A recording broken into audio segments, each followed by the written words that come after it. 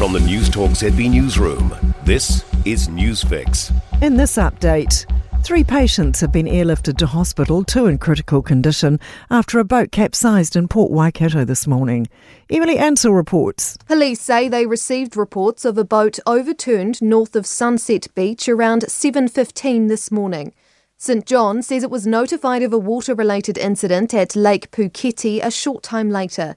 1 person was taken to Auckland City Hospital, the other to Waikato Hospital, while a third is being flown to Middlemore in a moderate condition. Prince Andrew's daughters continue to weather the fallout of their father's ongoing scandals. The royal's given up his titles, including Duke of York, following discussions with King Charles. Like their father, they'll remain in the line of succession. Vanity Fair's Katie Nicholl told the BBC this has been an immensely difficult period for them. They are an incredibly close family, and I think sometimes they've been slightly overlooked in all of this because it can't have been easy for them, but they will retain those princess titles, and I'm told the king is very fond of his nieces. Concerns a drop in due diligence measures is putting prospective home buyers at risk. New research from the Real Estate Authority finds only 60% of buyers spoke to a legal expert before making an offer, leaving them vulnerable to costly surprises. Only 37% obtained a land information memorandum. Real Estate Authority's Belinda Moffat says these numbers are down on the previous year. Through 23-24, we saw an increase of people undertaking these due diligence steps, and that was fantastic to see. But unfortunately, this year we've seen a bit of a drop. A lack of government technology policy around digital assets like cryptocurrency is seeing us lose out on billions of dollars in potential export revenue to foreign markets.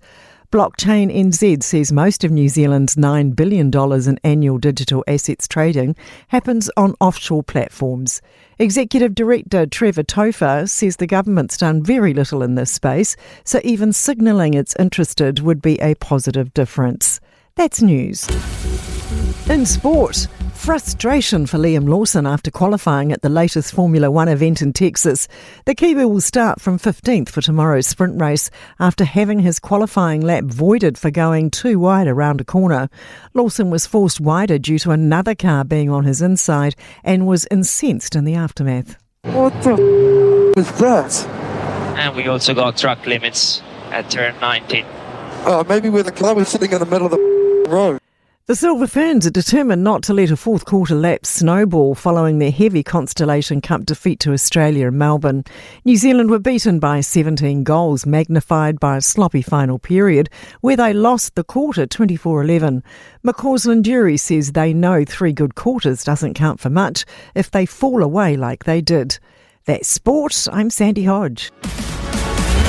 For more news, listen to Newstalk ZB live on iHeartRadio.